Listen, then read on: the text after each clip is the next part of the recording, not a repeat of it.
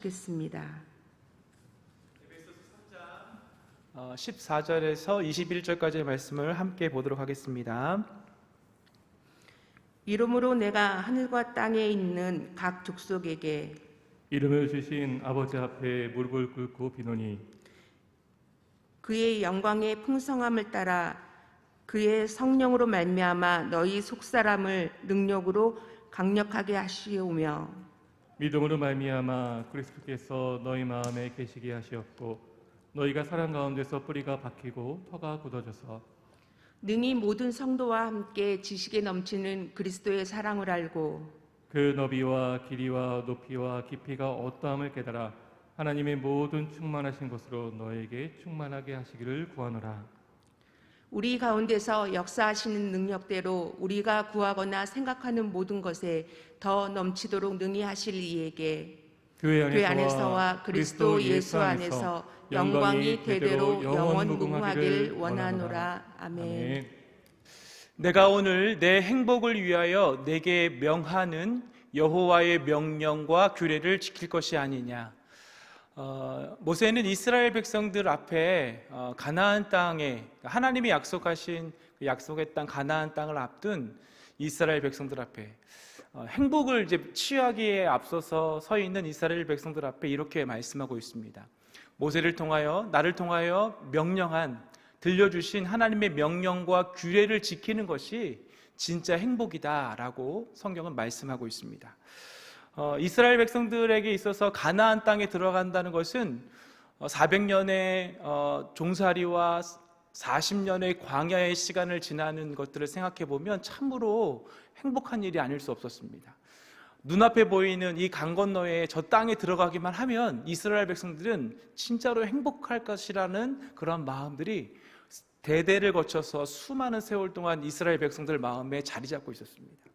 그런데 그러한 이스라엘 백성들 앞에서 하나님께서는 모세를 통하여 분명하게 말씀하고 있는 것은 어느 곳에 우리가 들어가서 내가 무엇을 소유함으로 내가 어떠한 위치에 이르러서 우리가 행복한 것이 아니라 그것을 우리가 가졌기 때문에 행복한 것이 아니라 하나님의 명령과 규례를 지키는 것이 우리의 진정한 행복이라고 성경은 말씀하고 있습니다.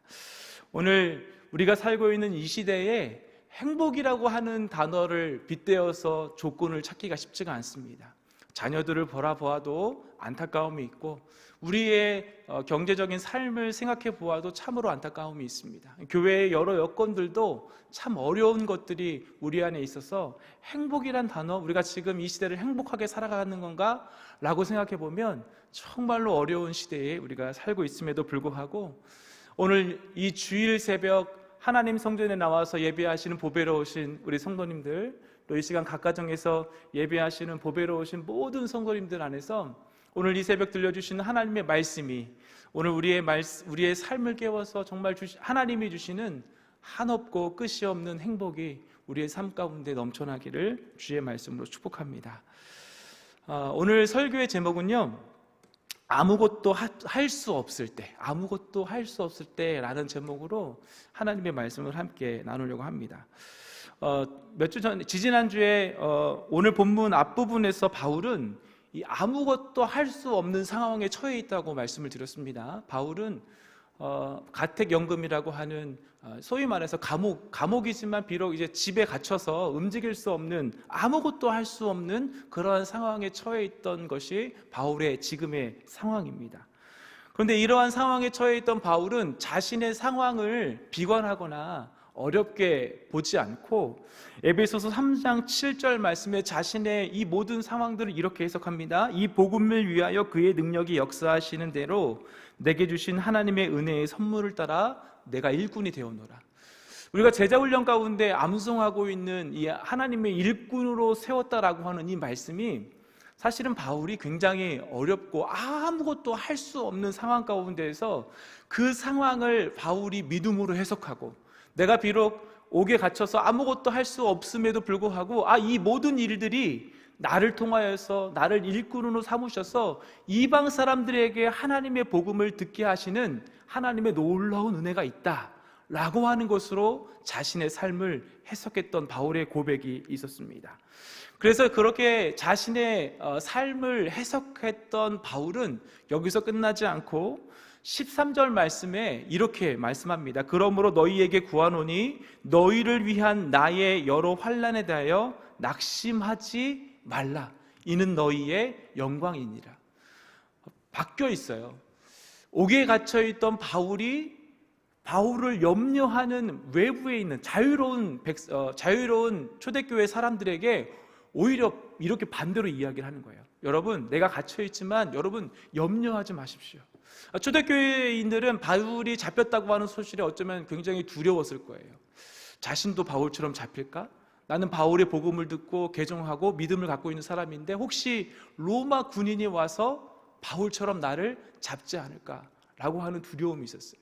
근데 오히려 이런 상황에서 옥에 갇혀있던 바울은 자신의 삶을 믿음으로 해석해내고 그것이 바뀌어서 오히려 다른 외부에 자유롭게 다니는 옥에 갇혀있지 않는 사람들을 향하여서 여러분 걱정하지 마십시오. 환난에 대해서 낙심하지 마십시오. 자신의 상황을 이렇게 해석하고 있습니다.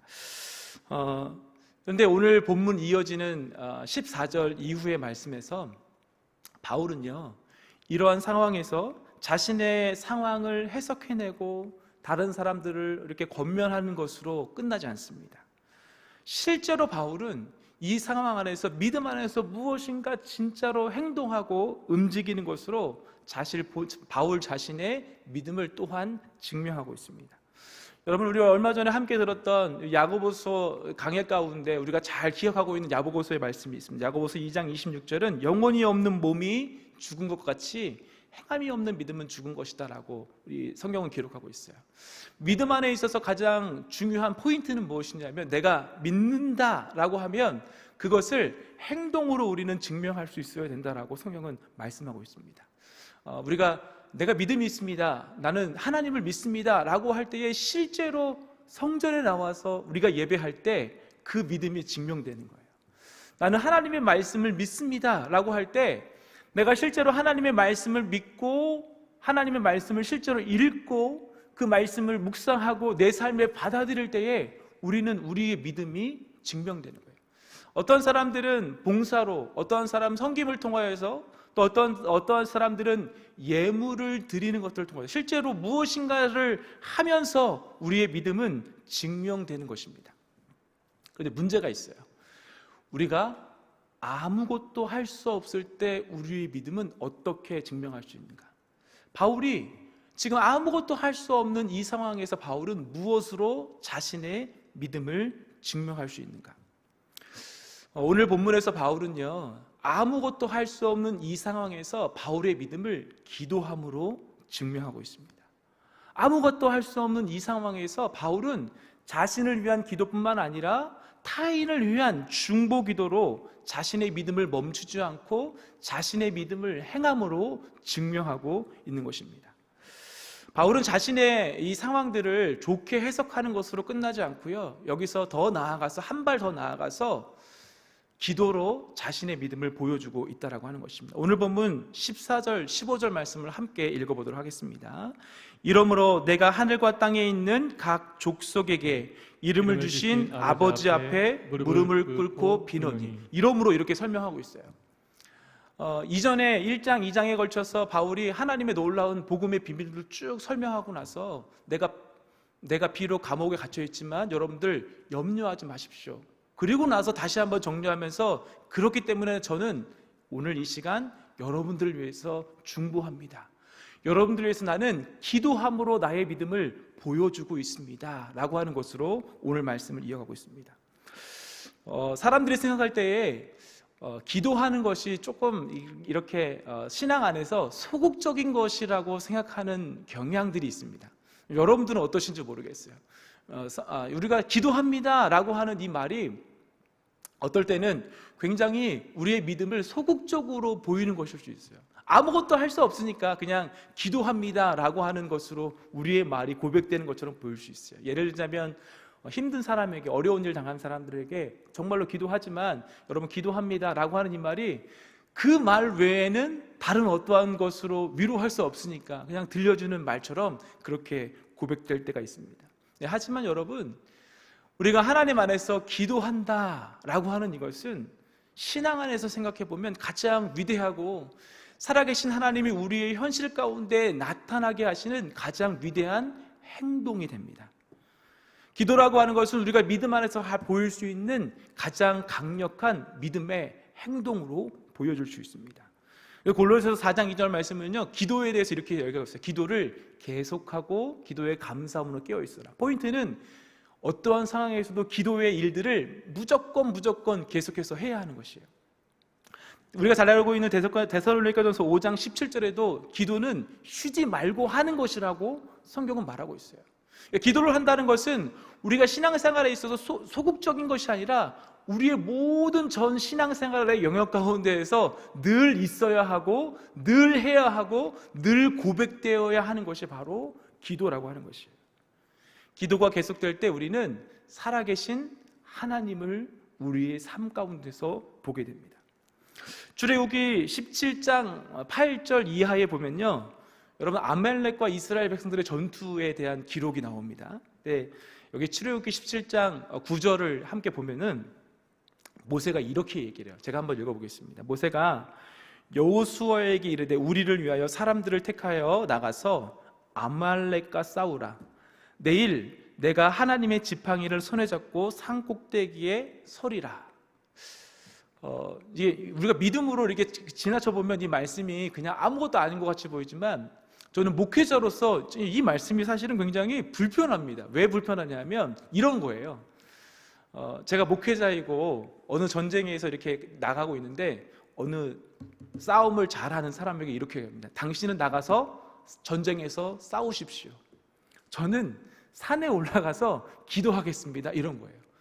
전쟁이라고 하는 아주 급박한 그런 상황 가운데 있는데 내가 나가서 실제로 싸우는 것이 아니라 다른 사람이 나가서 싸우라고 말하고 나는 뒤에 서서 기도하겠습니다 라고 하는 고백이 모세의 말이 이 출애굽기 17장 9절의 마음이에요. 여러분 상상해 보세요.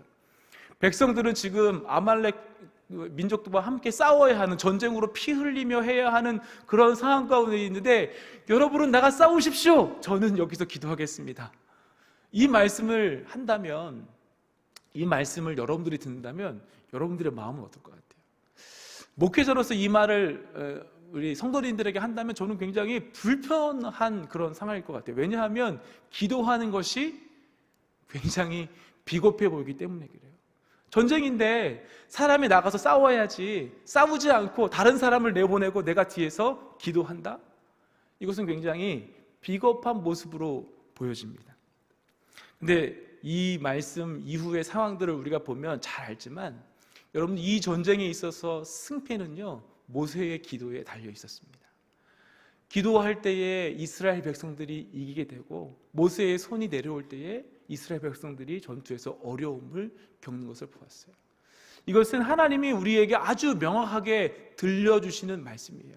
기도는 비겁하거나 때로는 우리의 상황을 모면하는 것이 아니라 우리의 신앙에 있어서 가장 강력하고 중요한 믿음의 행동이 된다는 것을 성경은 말씀하고 있는 것입니다. 더군다나 우리가 아무것도 할 수 없는 상황에 처해 있다. 내가 지금 아무것도 할 수 없는 상황에 처해 있다. 그런데 그 상황에서 기도한다. 이것은 우리의 신앙에 있어서 너무나 중요한 것입니다. 여러분, 이러한 모습은 초대교회에도 동일하게 있었습니다. 예수님께서 부활하시고 승천하신 이후에 초대교회의 그리스도인들은 목회자를 잃어버린 거예요. 갑자기 이스라엘 초대교회 교인들을 함께 이끌었던 담임 목사님이 없어진 것과 똑같은 상황이었어요. 정말 아무것도 할 수 없는 그러한 상황에 초대교인들이 함께 처해 있었습니다. 여러분, 우리가 잘 알고 있듯이 그러한 초대교인들이 할 수 있었던 것은 말씀에 따라서 함께 모여서 기도하는 것이었어요. 그런데 여러분, 그 기도의 결과가 아무것도 할 수 없는 상황 가운데서 함께 모여서 기도했던 초대교회의 그 기도의 결과가 어떻게 나타났냐 하면 우리 사도행전 2장 43절 이후의 말씀을 같이 함께 읽어보도록 하겠습니다. 좀 길지만 47절까지 말씀을 우리 한 절 한 절 다 같이 읽어볼까요? 시작. 사람마다 두려워하는데 사도들로 말미암아 기사와 표적이 많이 나타나니 믿는 사람이 다 함께 있어 모든 물건을 서로 통용하고 또 재산과 소유를 팔아 각 사람의 필요를 따라 나눠주며 날마다 마음을 같이하여 성전에 모이기를 힘쓰고 집에서 떡을 떼며 기쁨과 순전한 마음으로 음식을 먹고 하나님을 찬미하며 또 온 백성에게 칭송을 받으니 주께서 구원받는 사람을 날마다 더하게 하시니라. 아멘. 46절. 함께 모여서 교제할 수 없는 상황이거든요. 우리 지금 코로나처럼 이렇게 함께 모여서 교제할 수 없는 분위기가 초대교회의 분위기였습니다. 로마의 핍박이 상당했거든요. 그런데 기도했던 초대교인들은요, 함께 모여서 자신의 모든 것들을 삶을 나누는 구역예배, 이런 것들이 점점 풍성해졌어요. 47절에는 믿는 사람들의 수가 점점 늘어났다라고 성경은 말씀하고 있습니다. 이렇게 표현하는 것이에요. 여러분, 우리가 주일마다 새가족들을 환영하지만 그 새가족 환영식이 매일마다 있는 거예요. 매일 새벽마다 오늘도 새가족이 오셨습니다, 오늘도 새가족에 등록하셨습니다 라고 하는 이 소식이 매일마다 기도했던 초대교회에 들려졌다라고 하는 것입니다. 아무것도 할 수 없는 그 상황에서 기도했던 초대교회의 모습은 이러한 모습이었어요. 동일하게 아무것도 할 수 없는 상황에서 오늘 본문에서 바울은 기도를 하고 있습니다. 자신의 기도뿐만 아니라 자신을 염려하고 있는 초대교회 교인들을 향한 중보기도로 바울은 자신의 믿음을 고백하고 자신의 믿음을 행함으로 자신의 믿음이 어떠한 것인지를 스스로 증명하고 있는 것입니다. 보배로우신 성도님들, 우리의 믿음도 이와 같기를 축복합니다. 아무것도 할 수 없을 때 우리는 기도해야 합니다. 아무것도 할 수 없을 것 같은 무기력한 그런 상황에서도 우리는 기도해야 합니다. 가망이 없어 보이는 그 상황에서도 우리는 기도해야 합니다. 그것은 비겁한 것이 아니고 우리 안에서 하나님의 살아계심을 나타낼 수 있는 가장 강력한 통로이자 무기가 되는 것입니다.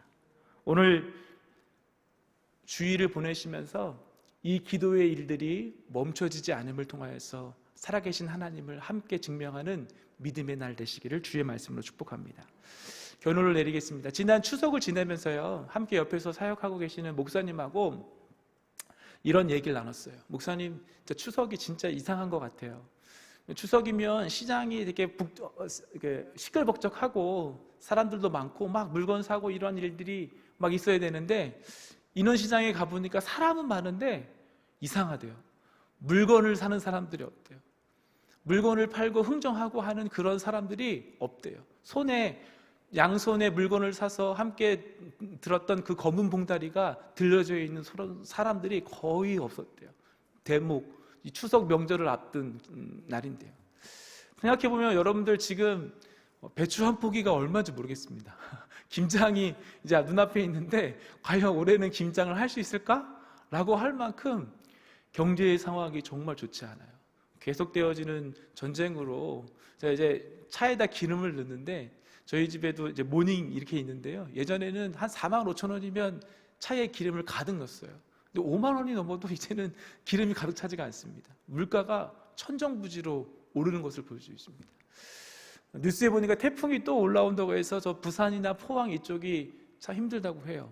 근데 여러분, 이러한 상황들이요, 잘 보면 우리가 어떻게 할 수가 없습니다. 물가가 막 올라간다고 해서 여러분, 물가 올라가지 마 이렇게 한다고 물가가 떨어지지 않아요. 태풍이 온다고 해서 태풍아 오지 마 해서 우리가 그 태풍을 막을 수 있는 상황은 아무것도 없어요. 상황은, 우리가 살고 있는 이 시대는 잘 생각해 보면 정말 우리가 아무것도 할 수 없는 시대에 살고 있습니다. 여러분, 무엇으로 이 시대를 살아내시겠습니까?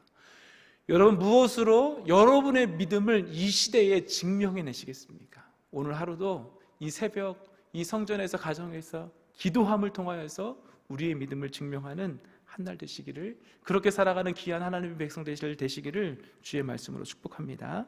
이 시간 같이 함께 기도하도록 하겠습니다.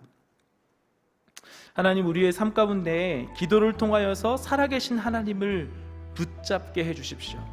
기도를 계속할 수 있는 기도의 영을 우리의 삶 가운데 부어주시고, 기도를 통하여 아무것도 할 수 없는 이 상황을 넘어 역사하시는 하나님을 보게 하여 주옵소서.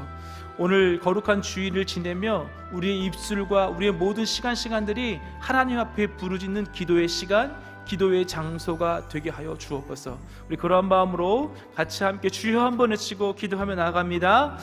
주여. 하나님, 오늘도 우리의 입술은 살아계신 하나님을 향하여 부르짖게 하여 주옵소서. 하나님, 오늘 우리의 입술은, 우리의 마음은 우리에게 약속하신 약속의 말씀을 붙잡으며 간구하는 입술이 되게 하여 주옵소서. 우리의 형편과 우리의 상황들을 바라보면 참으로 할 수 없는 것들, 참으로 내 뜻대로 되어지지 않는 일들이 많지만, 이 모든 것들 안에서 오늘 기도하기를 멈추지 않는 우리의 믿음의 백성들 될 수 있도록 축복하여 주옵소서. 하나님, 우리의 믿음이 살아있음을 함께 기도로 함께 보여지게 하여 주시고, 오늘 우리의 믿음이 하나님의 역사하시는 통로가 되어서 살아계신 하나님의 나타내는 귀한 믿음의 자리가 될 수 있도록 우리 입술을 붙잡아 주옵소서. 하나님, 기도가 하나님 불가한 것이 아니요, 기도가 하나님 별거 아닌 것이 아니라 우리의 삶 가운데 살아계신 하나님을 나타내는 위대한 통로임을 함께 볼 수 있도록 우리의 영 가운데, 우리의 삶 가운데 오늘 이 새벽 기도의 영을 부어주시고 말씀의 영으로 충만케 하여 주시사 들려주시는 말씀과 붙들어주신 하나님의 영을 통하여서 함께 기도하기를 멈추지 않는 귀한 백성들 될 수 있도록 주여 도와주옵소서. 우리 시내가 푸른나무 교회 믿음의 성도들이 오늘도 함께 기도하는 한 날 되게 하시길 소망합니다.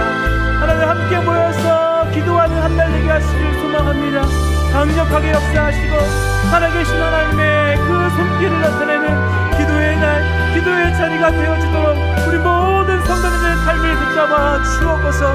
연약하다 할지라도, 낙심되다 할지라도, 하나님 무기력하다 할지라도 기도하기를 멈추지 않게 하여 주옵소서. 우리의 삶을 내어놓고 우리의 연약함들과 우리의 부족함들과 우리의 무기력함들을 내어놓고 기도하기를 멈추지 않는 믿음의 백성들 될 수 있도록 주님 붙잡아 주옵소서.